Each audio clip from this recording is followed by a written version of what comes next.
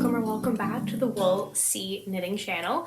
My name is Rachel, I am your host, and I am a knitter based out of Ottawa, Canada, and this channel is my chatty outlet to talk all things knitting with occasional guest appearances by other crafts. Today is Friday, December 22nd. I didn't expect to be able to film today, but we got the unofficial, official take a holiday half day, you guys, email from management. The sun is actually shining, and so I'm taking this opportunity to fill you in on what I've been making in the past few weeks before I go back to visit my mother and don't have my stuff anymore and can't film for a little while. So I'm really excited. I want to show you some stuff. I've been busy and it's just fun. It's the last day before a holiday long weekend for me. The sun is shining. I'm about to see a bunch of loved ones and relax, and that week between Christmas and New Year's is one of my absolute favorites of the entire year. So I don't know, this is a good time for me. But knitting, I have a few finished objects. Most of them are socks, but the first one that's not a sock is this sweater. I finally finished my Pippin sweater by Sophie Hemmings with the Knit Pearl Girl, and it is a raglan. It's a compound raglan that I knit in one strand, knitting for Olive in the color Dove Blue or Dusty Dove Blue, and one strand Shibui Silk Mohair, which is discontinued, in the color Graphite, and it looks like this all together. I knit this like either a stitch or half a stitch off gauge and ended up with a very loose and flowy fabric, which is nice. It's a little bit looser than I expected, and in the light it kind of looks opaque. Sorry, it looks a little bit translucent, but wearing it feels totally secure, and it's nice to have a bit more of a lightweight but still really warm sweater. I think it's because the silk mohair has a higher silk and lower mohair content, so you have less of that fluff to fill in the stitches, but I'm still really happy with what I got. And I don't find this mohair as irritating as some other mohairs. In general, I've been moving away from mohair in garments because I have sensitive skin. My skin just doesn't love it, but I had a garment's quantity of this left, and I wanted to use it, so that's that. I've been wearing it to the office a lot, usually with an undershirt for warmth, and I've been happy. I did a contrast inside of the folded collar because I prefer to do that. One is kind of like a personal signature, and two, because my neck is very sensitive and I didn't want the mohair there. And I do expect this to start to flop out a little bit because this has a lot of alpaca and other really drapey fibers. So I expect to have to sew in elastic to keep this firm at some point. But in the last month that I've been wearing this a lot, it hasn't been an issue.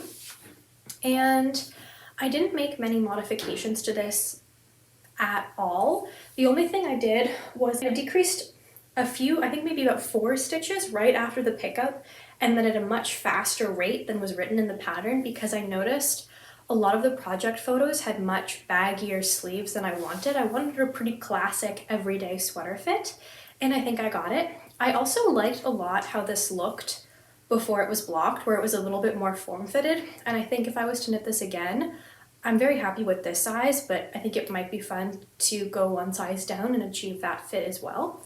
And one thing that I did differently is, if you've watched my channel before, you'll know that I like a bracelet length sleeve, like something that sits here, because I'm quite short and I've lived a life of sweaters sleeves that are too long. However, I've noticed a lot of my sleeves have been kind of shrinking, and after I knit them, they seem to just kind of, I don't know if they're felting or if it was like artificially long after blocking or what, but my sleeves get a little bit shorter progressively with time. So I knit this a little bit longer, and in order to, I guess, anticipate that. And already it started to shrink a little bit. I originally knit it so that after it was blocked, it came up to almost my knuckles, and you can see it's back in my wrist bone. So I'm happy that I did that. And that's also, I guess, kind of a little hint as to something that I have to show you a little bit later on. But this is the Pippin sweater. I really liked knitting it. I really like knit purl texture patterns, and I enjoy a project that feels like I'm creating a stable garment, but with a little bit more pizzazz than just stockinette, because I really struggle with all stockinette sweaters. I just don't find them wildly engaging, and I love a compound raglan. I think I get a really nice fit for what I like in a sweater and what makes sense for me. But and it's fun. So I liked that this feels like something that isn't a statement. I can wear it a bunch with a whole bunch of different outfits and different settings, and it doesn't stand out. Like, maybe it's a little bit less obvious that I'm repeating the same sweater several times in a week, but it still has a little bit more going on and a little bit more interest with the result of this all over sand stitch texture. So I'm really happy that I made this. My second finished object is I knit a pair of socks for my roommate's birthday and gave them to her about 3 weeks ago. So here is a little, I think, image and video of those socks. But I knit it in the Creative Knitters sock set Let's Stay Home in a classic 75-25 base that was given to me by Erin of the Korean Knits podcast. So thank you again, Erin. I like using gifts to make gifts. It really feels like, I don't know, good vibes. And I have quite a bit left over that I think will make a nice pair of either shorty socks for myself or go into some type of scrappy sock project. And yeah, my roommate really liked them. They're an overall 3x1 rib sock, which is my go-to for a gift because I find I can get a really good fit even if I don't precisely know if a person has wider or narrower feet or things like that. And I personally just find a 3x1 rib sock to be still engaging enough. And she's been wearing them and I'm happy. So I'm about to show you so many pairs of socks. This has been the month of just furiously knitting socks. It usually is this time of year. 2023 was no exception. And I have more planned and more still on the needles. But to briefly summarize them all, because I imagine just seeing a bunch of socks over and over again will get tiresome very quickly. The next pair I made is for my brother. And this is in an unnamed colorway of Natural Use organic sock base. That is a Canadian dyer mother-daughter duo based in, I want to say Pictou, which is out east from here. And my brother wanted like fun neutrals, and I felt like this really, really fit the bill.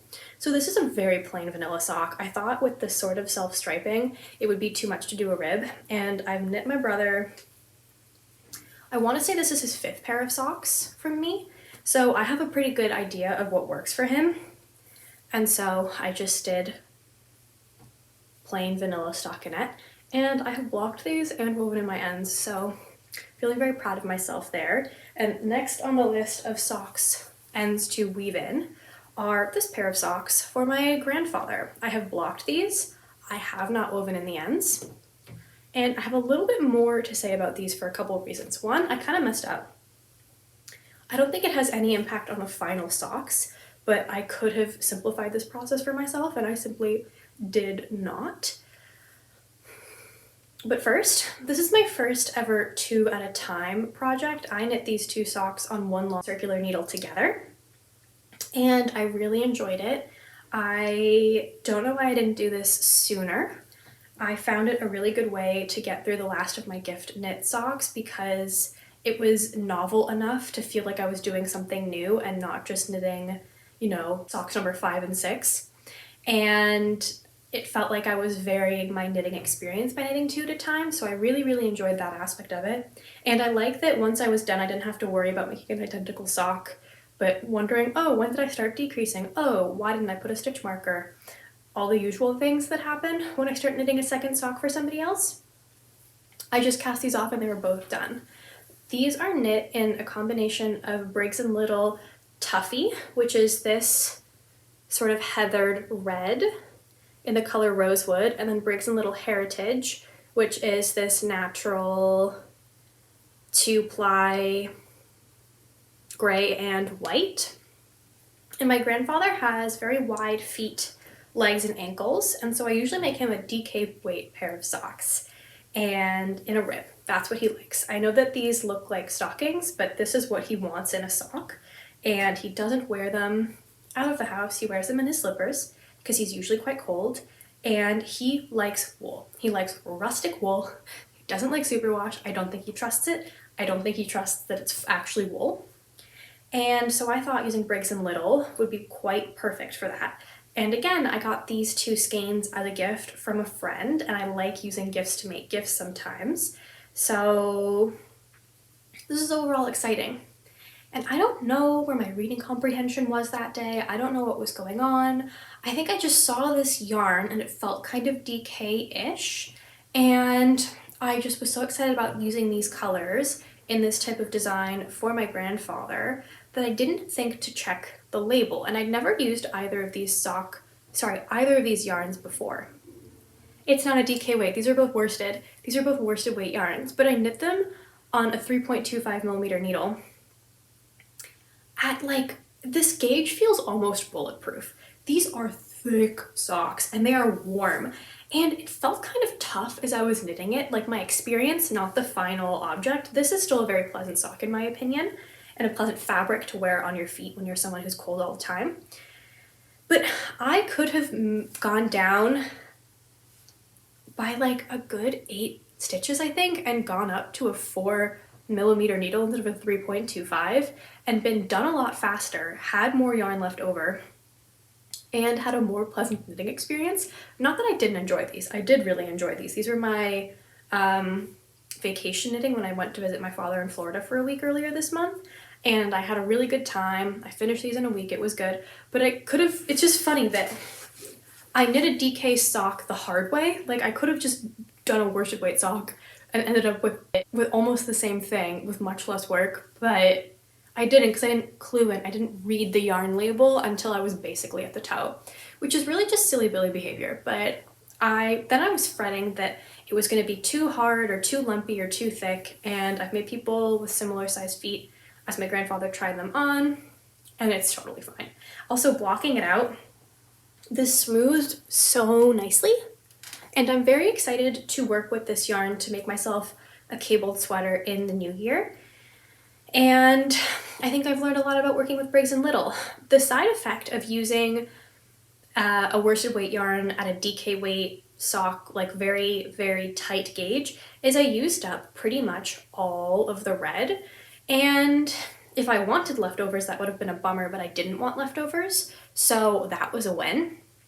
And overall, these two socks together weigh 130 grams, which is quite funny to me.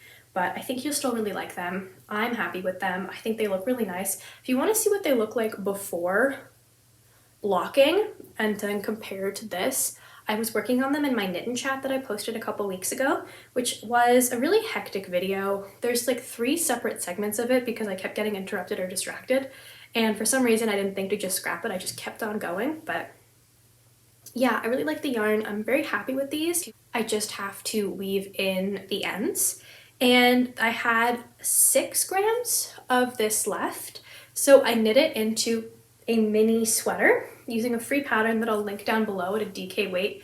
However, I used a 4 millimeter needle this time. And that was nice because the sweater pattern that I want to make, I think is either at a 4 or 4.5. And that gave me the chance to see how I felt knitting this type of yarn on a 4 millimeter needle and like what my gauge would look like, what that knitting experience is like, what that fabric is like. So maybe I should just make every swatch into a mini sweater instead, and that would improve my experience. But instead I made 5 mini sweaters using the leftovers of this, the leftovers of this, and then the leftovers of a pair of mittens I made my mother last year for Christmas, and then some of the green yarn that I'm using to make a pair of mittens for myself. And to make this garland, because we had a cubicle decorating competition at work, and this was my entry.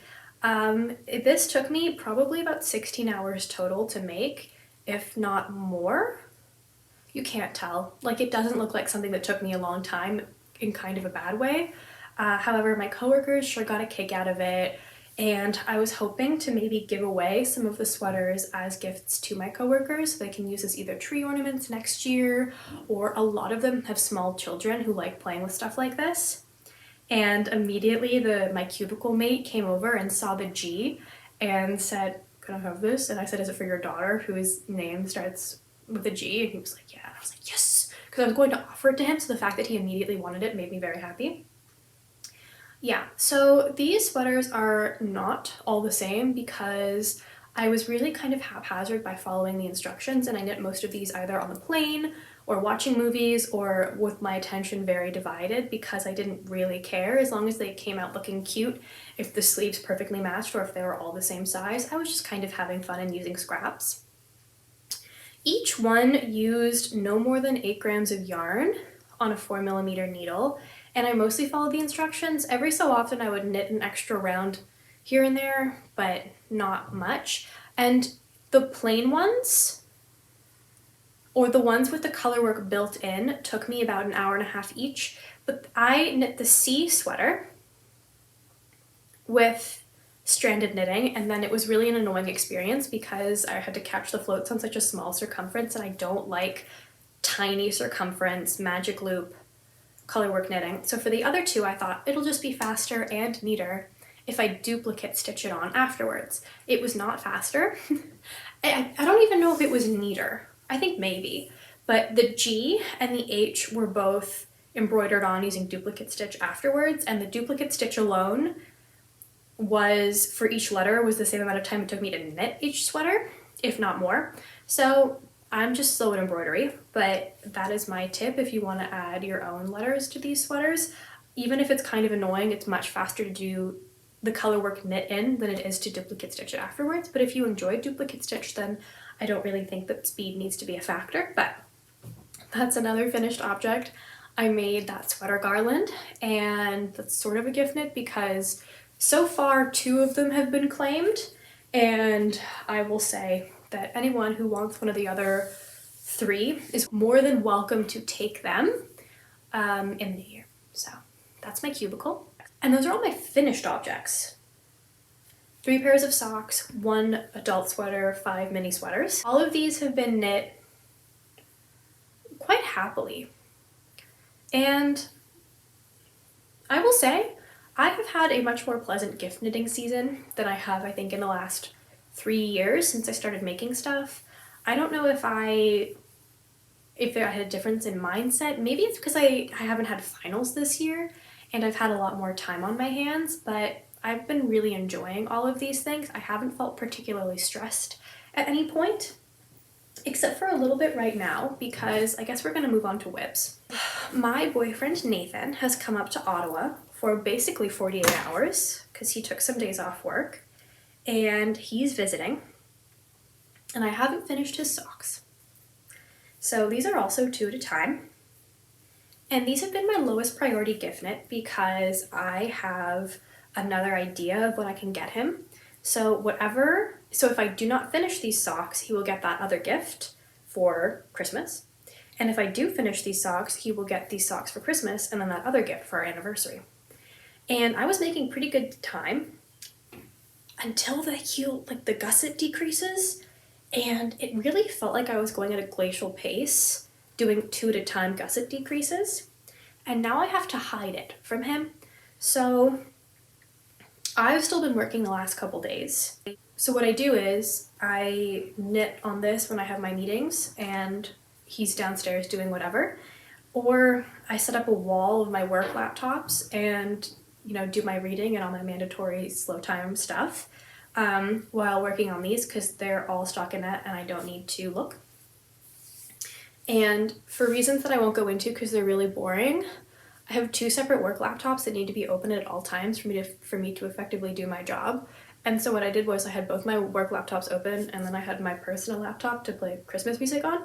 And wall of laptops, he did not notice, which is kind of tricky because Nathan does notice what I'm making and he asks questions and he remembers. So that's why, there are other people where I've fully gotten away with working on stuff for them in front of them and they have no memory of this. But I have 3 days to get these done and I will be spending the next 24 hours with him, so I really only have the evening of the 23rd and all of the 24th to finish 2 men's size 10.5 socks. I'm knitting this in Patton's Croy, Woodsy.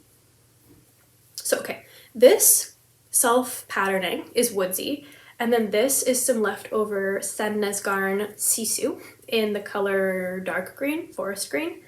And you can't really tell that this is not part of this, can you? I mean, if I bring these 2 close together, you can kind of see they're not the same tone, but I think it goes very nicely.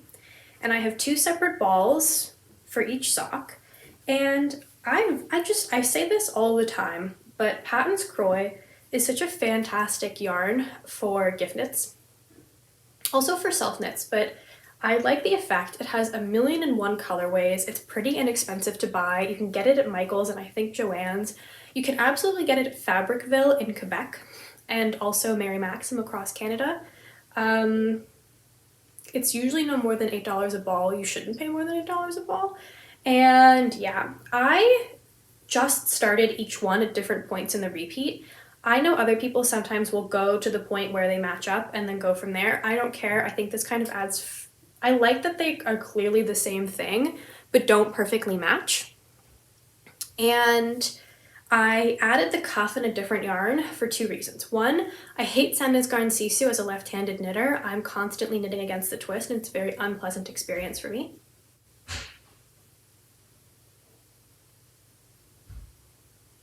Nathan just came back from his walk, so I'm gonna have to whisper. It's unpleasant for me to knit with, and because this is a little bit of a thicker yarn, so I'm knitting these on a 2.5mm needle, which is usually a bit too big for me to feel comfortable about the durability of these socks, but I have a lot of experience knitting Kroy socks on 2.5 needles and so far have not experienced any issues. So that's another reason why I think it's good for gift knitting. You can just maybe reduce your stitch count by like 1 or 2 stitches, and you maybe have to knit a couple less rows, a couple fewer rows. That's one of the grammar things that I always mess up. And it's just so fun. And you can find a colorway for everybody, but because it's a little bit thicker, you have just a little bit less yardage. And so for safety, to give myself some room, I did the contrast cuffs. I also am prepared to do a contrast toe if I run out before, if it looks like I'm going to run out before I'd be able to finish. But I'm so tired of weaving in ends on socks that I said, you know what, I'm going to spare myself having to do that on the heel if I can avoid it, and hopefully also be able to avoid it on the toe. But I'm only concerned because he wears a size 10.5. If I was knitting this for someone with any smaller feet, I wouldn't be concerned.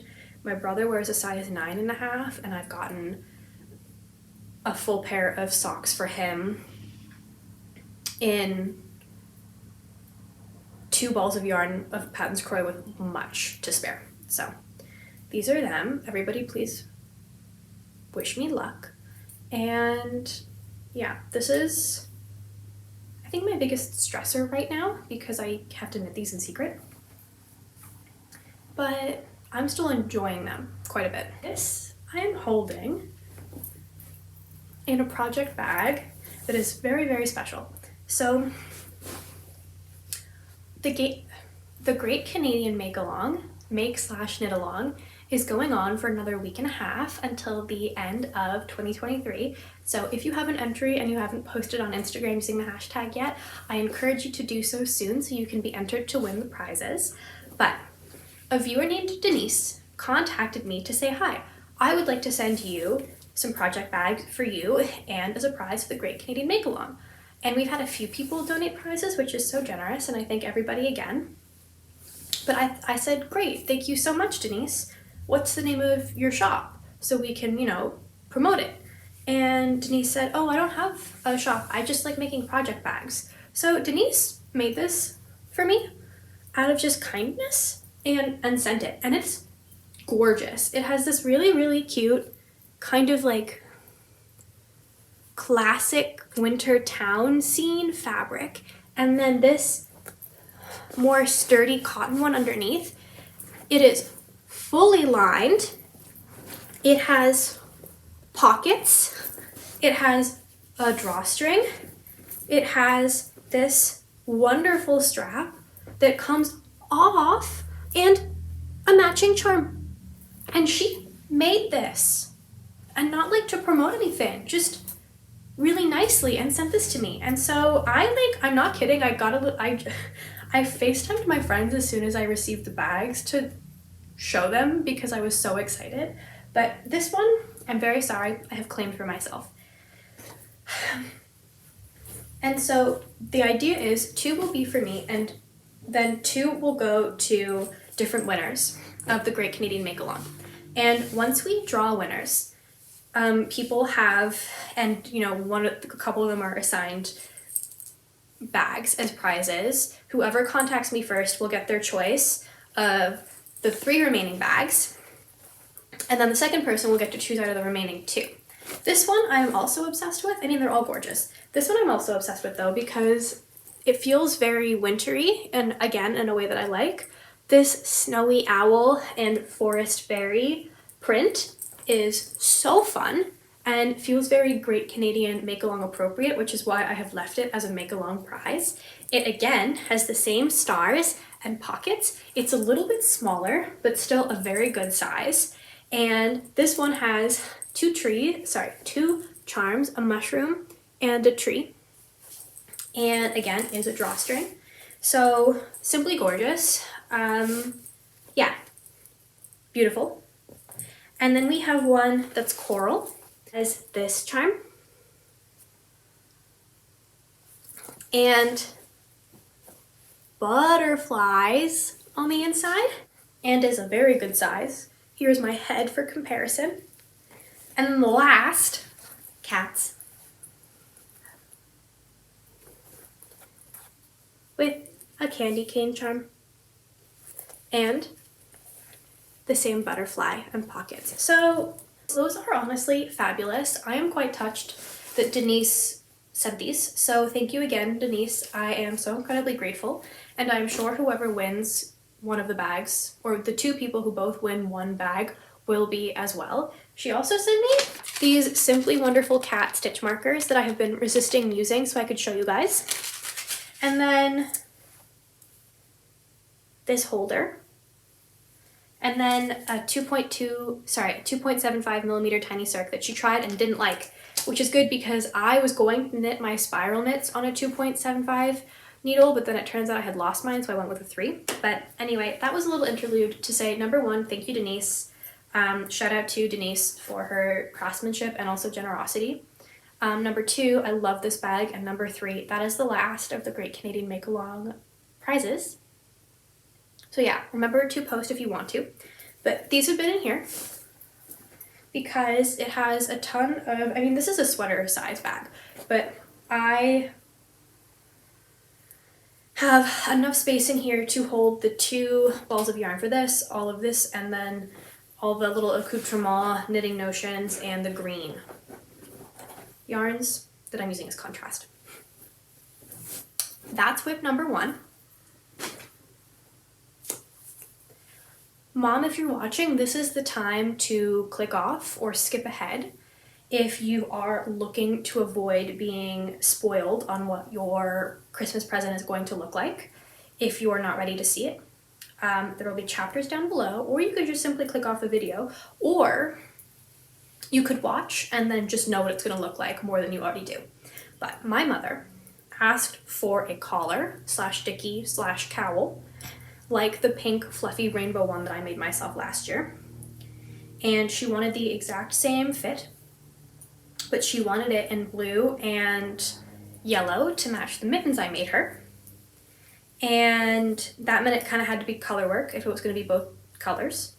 And she wanted it to be not over the top warm and very, very soft. My mother has very, very sensitive skin. So we went to the yarn store together, and I gave her some idea of like, look at these yarns, look at these yarns. And as we walked in, my mom said, why not cotton? And at first I, recoiled, the horror as a knitter, making a winter accessory in cotton. And then I thought about it, and quite frankly, a lot of our store-bought winter stuff is cotton. The sweaters are cotton, a lot of the hats are cotton and lined with fleece or have a cotton blend in them. And so my mom ended up being really drawn to, both in terms of color and in terms of texture, Sedna's Garn Duo, which is 55% merino and 45% cotton. And that's just what we went for. I have spent a lot of time justifying this choice to you guys in my head, and then I realized I don't think you guys are really going to care. But yeah, this is Sedna's Garn Duo in the color marine, and then the contrast is mustard. And this is what I have so far. Nope, that's backwards. We've done an all over lace stitch, and I'm just working on the cardigan. Where are my words? I'm just working on the collar now. It's going to be a big chunky turtleneck that's kind of loose. And my mom said she doesn't want it to be too warm because she might just wear a scarf over it as well, because she wants it to stand out against her coat and really nice and cozy, but she'll probably wear a scarf with it. And my mom is not going on Arctic expeditions, and so it's come out nicely. I knit this to have a very similar shape, but a completely different construction than the one I made myself, which I think is kind of funny. And I did this 3-needle bind off with like the ridge on the outside because I did a garter border with a slip stitch edge all around, and I thought that this kind of called back to that and tied in nicely, so I really like the look of that. And this is what I have been working on when Nathan has been paying attention to what I'm working on. And yeah, this is more important to me to finish on time than Nathan's, because I really promised this to my mother and Nathan doesn't know about the sock, so it's fine if I don't finish and he gets the other thing. But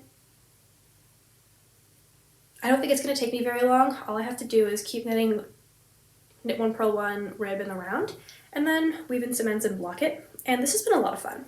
This has also been really excellent practice for knitting colorwork flat, which is something that I'm going to have to do soon if I want to start my Scout Shawl by Florence Sperling. So that is something I appreciated, and something that I used to do a lot more when I was still more of a beginner knitter, is I would work on smaller projects that would teach me the techniques that I wanted to work on a bigger project. And I found that to be really effective. I want to knit this fingering weight all over colorwork monster of a scarf, the Scout Shawl. So I'm working on some basic flea stitch flat colorwork in order to get the techniques down. And I find that my floats are so much looser when I knit flat, which is very interesting. I also, when I knit flat, I do the Eastern purl, which I find so much more natural in my hands as a motion, and take so much of the pressure off my wrists and my thumb, which normally get quite irritated when I purl a lot. And the one thing I have been learning, here are my floats. You can see on the edges you have these like kind of diagonal bits going. It's because when you're knitting colorwork flat, you want to make sure that you lock in both legs of the stitch, because if the last stitch, I don't know how to, my brain feels like mush, and I don't know how to explain this in a way that makes sense, especially since I knit in the opposite direction than most of you as a lefty. So for any of these, you have 2 legs of the stitch, right? But let's say we're over on one of these edges. If I knit this one, and then I had to move to this one, the yarn for that second leg is going to be yanked that way for the next row to be up here, as opposed to down here.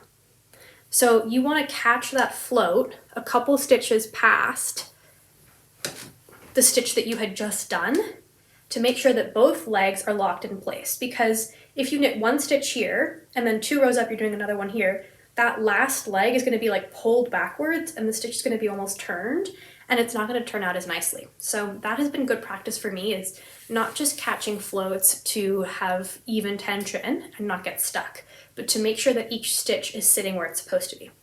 I hope that that is somewhere in the realm of clear. But yeah, my mom keeps saying, don't worry about my cowl, don't worry about my cowl. This is so much more fun than the socks.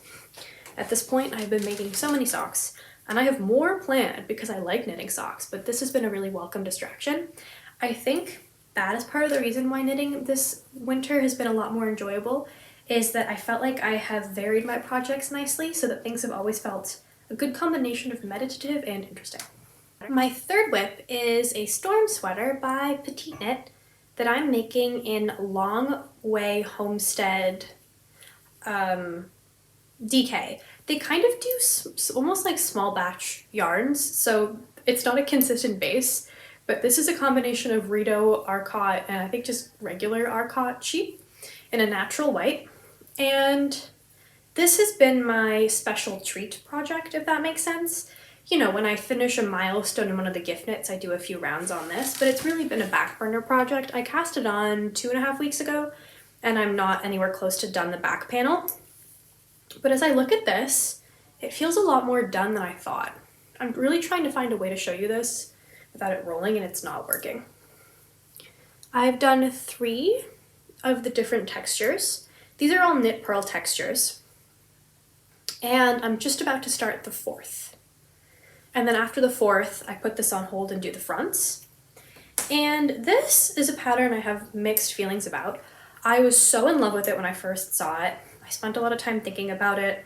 I was so excited to use this yarn for it specifically because it felt like very evocative of the classic worsted cream cabled sweater, but I liked that it was all knit purl textures because, like I've said before, I really enjoy a knit purl stitch pattern. And then I felt almost satisfied by seeing everybody else's projects, and then I thought about it some more, and I really think this is a great combination of very fun to knit for me and my interests, and also super wearable for my wardrobe, and just the kind of thing that I really like working on. This really squishy, soft, 100% wool, knit purl, and I like a Euro shoulder with this, you know, sharp diagonal. And this really is not a lot of knitting because, as you can see, the short row shaping continues for a really long time. And so for the majority of this, I was not working a lot of stitches, which is why I have the progress that I have, minimal as it is compared to the amount that I've put in. The issues with this pattern, I mean, other people have spoken about them at length, so at least I feel like by virtue and benefiting from other people's reviews, I kind of went into this eyes wide open. But 2 of the sizes are exactly the same. I think it's sizes 3 and 4 are the exact same. Freya of More Knits, M-O-A-R Knits, great podcast, highly recommend. I really like her approach to knitting. She has more of an informed and technical brain than I do, and I always like hearing about her modifications, but she also knit this, and she pointed out, and I think other people have too, but 2 of the middle sizes are, I'm not kidding, the stitch counts at every single point are exactly the same. The cast-ons, the charts, everything, the finished bust measurement, the 2 sizes are exactly the same. And I think I should have knit the size 3, but I'm knitting a size down because I'm only 1 centimeter or half an inch into that size, and I'm a little bit short of the yarn that I need for this, which I'm not concerned about because Scandinavians are on average significantly taller than I am, so I usually make sleeves shorter and save quite a bit of yarn compared to what they say I should, and then crop the body compared to what they say I should to get a sweater that fits me. So I'm not concerned about that, but because of the amount of ease, I did want to err on the side of a little bit less oversized, and I think I'm knitting the 2nd size, but maybe it's 4 and 5 that are the same. Regardless, I think that's really strange. And I mean, listen, a lot of people are getting garments that they're really happy with, but considering petiteknit's brand and the level of quality that I think we've come to expect from that team, it just feels like a strange move to say, hey, we're expanding our sizing, we're so wonderful for that, except 2 of the sizes are exactly the same, so we haven't expanded our sizing. However, because it's meant to be an oversized fit, this is something where it's, I think, a little bit more forgivable. But, you know, maybe it's an inch more or an inch less, but when it's 10 inches of ease is recommended, then I think that's, you know, not the end of the world. Also, Emily of High Fiber Knits and others pointed out many issues in the original English translation of the pattern, which is again kind of strange considering what we're used to expecting from petiteknit and the fact that it's not just one person anymore, it's a team. So at least I went in knowing what to look for and on the lookout and double checking that things make sense in the pattern, not just following mindlessly. But so far I have not encountered any issues, but again, I haven't gone on for very long and I'm really excited about the finished object.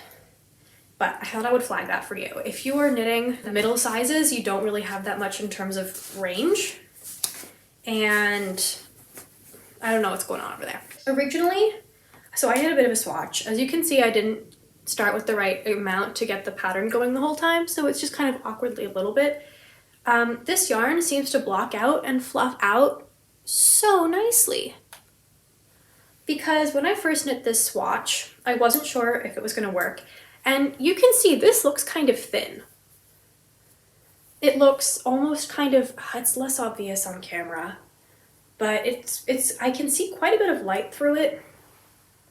And it's just a little thin and a little scraggly. And so I knit this swatch and then set it out to dry, but as I was knitting, I thought, okay, I'm going to definitely have to go down a needle size to get a little bit more of a thicker, warmer, fluffier fabric. And sometimes if I'm knitting with when things look too thin, it looks uneven, it looks a little messy, so I thought I'm probably going to have to go down to at least a 3.75, maybe a 3.5. And then I looked at my swatch when it had dried in the morning, and it had fluffed up and evened out so beautifully. Like, isn't that wonderful? So I'm very excited for this finished sweater. Here is the skein. Here's the specs. This is another great Canadian make-along pattern. So is this. So is this. And this will be my winter holidays knit. I'm still working, I'm not taking any more time off, but I'm only working 3 days next week and 4 days the week after. And so I'm excited to get a lot of work on this done. And I am really enjoying it. And another thing is that this yarn is kind of thick and thin.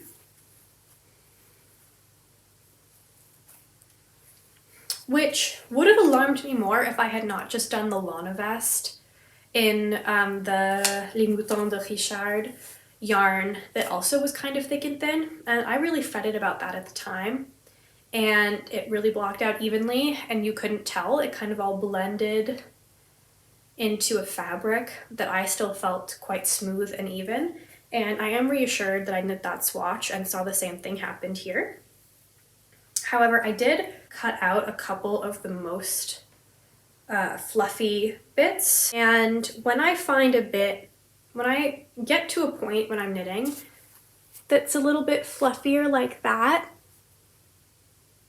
as opposed to the rest of the yarn, I just put a splash of water and felt it down a little bit. That helps me feel a little bit more safe in the firmness and the structure of it, and also has it go back to a little bit more of a uniform DK weight texture. And I've been enjoying working on it a lot. I think that this would have been great to wear this time of year. However, that's just not how everything shook out, and I'm totally fine with that. I have continued to work on my self-drafted spiral mittens. This is the second mitt. Here is the first.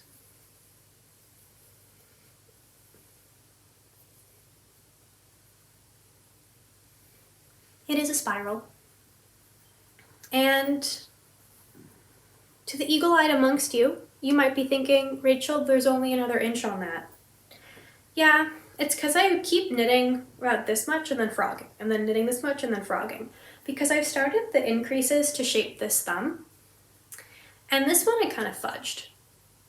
And there are some things that I knew I wanted to do differently in the second one to get it right. And then I didn't write those down, and so I have just been kind of learning all over again what works and doesn't work. And also my standards are a little bit higher, and I want to get things to really work out nicely in pattern, because I was thinking maybe I would share it with you guys.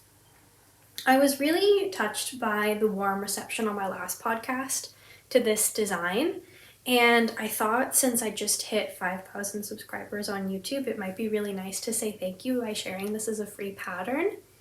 But then that kind of requires me to do a good job.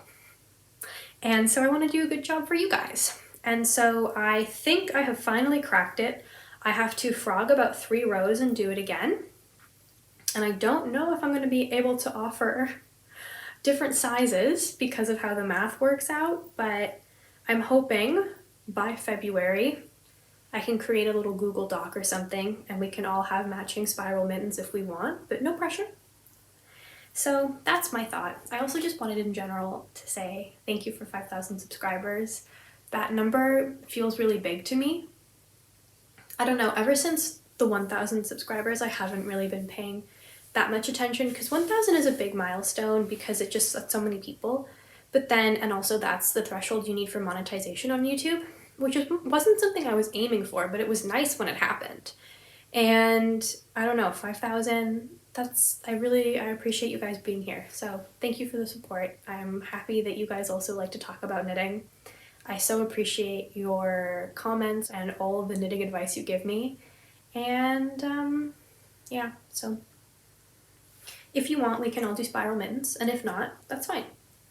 I'm using hand spun for this contrast that I got from Some Nice Fibres, which is a hand-dyed yarn and fiber outfit by Bee of the Maker Bee podcast. And then the green contrast is Jameson and Smith 2-ply jumper weight Shetland wool, which I love. It comes in 25 gram balls. It's simply excellent for color work and it's pretty inexpensive. And I don't know, I fall back on it a lot for winter accessories, specifically mittens, because it comes in 1,000,001 colors and you can get small quantities of it, which make it really good for color work. Those are all my whips. I've also done some fixing. So this is my field day field day jacket by Ozetta. I finished this 2 summers ago and I knit it in Green Mountain Spinnery weekend wool in the color Fawn, which is an Aran weight yarn. It's a woolen spun, and I really like Green Mountain Spinnery, but this just kind of has been shrinking, specifically the sleeves. I don't know if it's just that woolen spun wants to shrink a little bit more because as you gradually lose the air in between the fibers, but as this is kind of blended together and melted together and the fibers have started to felt ever so slightly, it's gotten super soft compared to what it was and so nice, and I like the way it looks, but it's just every time I wear it, it feels like the sleeves are just moving farther and farther up my arm by kind of a lot. And so it was kind of bugging me because when I wear it with a short sleeve shirt, it doesn't matter, but when I'm wearing it with a long sleeve and there's like 4 inches of sleeve and then my cardigan starts, it just feels like I'm wearing a cardigan that's too small. And every time I wash it, it kind of relaxes and grows out again, but then when I wear it, it just shrinks more and more and more. And this is a staple of my wardrobe. I don't even put it away. It's always on the back of my desk chair. I wear it all the time. At home when I'm working from home, I wear it to the office, I wear it to run errands. I just love it. So I had about 11 grams of it left just sitting around that I uncovered somewhere while reorganizing. And so what I did was I separated that 11 grams into 2 5.5 gram balls, cut into the sleeves right before I did the rapid decreases for the cuff, and then picked up those stitches, knit until the yarn ran out, grafted it back, and then blocked it. And you can see the line on both sleeves where I added about 2.5, 3 inches. But it's really brought in new life to this and has transformed it back into a staple that feels like an appropriate length for an overlayer. I like a shorter sleeve on a sweater. On a cardigan, I want it longer, especially since I wear this as a jacket. So that was really good, and it didn't take very long. It took like an evening and a half of casual work, and I did this while on the phone. It did not have my undivided attention. It sounds really scary to cut into your knitting, but these stitches are so big, and I did it at the narrowest points that the yarn would go the longest, that it wasn't a lot of work at all, and I could see what I was doing super clearly. And you can see an ever so slight color change between the yarn that's been worn and washed a bunch and the yarn that hasn't, but because it's on both sleeves and it's right at my wrists, I don't care. So I'm thrilled, and I just wanted to, I don't know, extol the virtues of fixing stuff. It feels good, you know? It feels nice to have something that feels like what I wanted again. So that's this. I have a few things that I need to mend. I promised my roommate I would mend a hole in her knit dress, and I have to sew elastic into my balaclava because it's starting to flop out and then fly back in the wind, which defeats the purpose of having it. And I have a few other little things like that that I'm excited to do in the next few weeks while things kind of slow down to kind of, I don't know, lean into winter. When things are slower, things are sleepier, and I can mend. So that'll be nice. Upcoming projects. Don't know what's been going on. My theory is that now I am not in school anymore and I'm working a job that requires a little bit less writing and a little bit more like collaboration. The creative part of my brain has a little bit more room to run and excess energy, and that has been directed into knitting. And I keep having ideas like my spiral mitts or fun graphic ideas of things I want to make. So I got these 2 balls of yarn. These are both Semnes Garn Peer Gynt in colors that I have which is a yarn I have long wanted to try. 100% Norwegian wool, grown in Norway, spun in Norway, dyed in Norway, and shipped to me in Canada. And I have some swatching for a cardigan. This cardigan is an homage to something I love and have loved for a long time, but I'm not going to share anything more than that because if I'm a spectacular failure, it would be good if you don't know the reference point so you won't know to the extent at which I have failed. But I'm going to take this with me to Toronto to swatch, but I see it. I see it in my head, and I think that's going to be my next big project once I finish my storm sweater. I'm going to keep working on my storm sweater. I'm going to make a pair of DK weight socks with this merino singles that Nathan got me for my birthday like 3 years ago, and I haven't known what to do with because I'm afraid of merino singles, and I don't know what to pair this with because it's a blue to yellow to orange. The color is Sundown. It's Kat's Riverside Studio in the color Sundown, and I love that it's kind of lit from within, but if I pair it with a blue, then it feels like I'm making this all of a sudden not match. And if I pair it with an orange, I'm worried about suppressing this kind of prettiness and then making it look weird with the blue. But I think I have to just commit and pick either one skein of like a navy blue or a curry colored orange and make a fluffy pair of DK weight house socks at a tight gauge so that it adds some safety to this one ply. And also because this was a gift and I want it for myself. So that I think will be a fun palette cozy cleanser. A fun cozy palette cleanser for the holiday season when I am too tired to follow the knit purl pattern of my storm sweater or the colorwork socks I have planned but still want to be doing something with my hands. Vanilla DK weight fluffy socks. And I'm going to make a pair, or I'm going to start work on a pair of vitamin C socks by Stone Knits, aka Charlotte Stone, from her book Charming Colorwork Socks, which I have holding up my work laptop over there. I said in my last video that they're oranges. I reread the pattern description, they're clementines. However, I think I can still pretend that it's an orange sock because I have a friend who loves the famous orange julep of Montreal, and her birthday's in January, and I want to make her a pair of orange julep socks. So those are my 3-4 pattern plans for the break when I have 2 long weekends, a long car ride, a long train ride, and just generally a lot of knitting time. I am feeling just so excited about knitting and crafting. I know that this isn't going to be the most exciting of podcasts, but I wanted to check in with you guys beforehand before I, just start doing all my 2023 wrap-ups, 2024 dreaming videos. And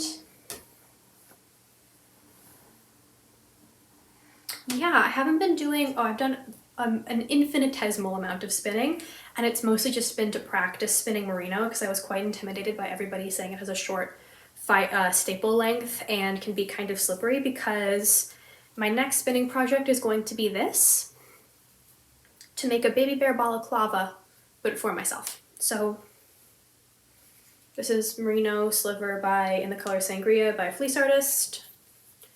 It will be a balaclava, and I'm gonna use this to extend it because this is not gonna be enough yarn, because I have finally retrieved my brown coat from my mom's house in Toronto, and I think it would be fun to wear my brown fur coat with a bear hat.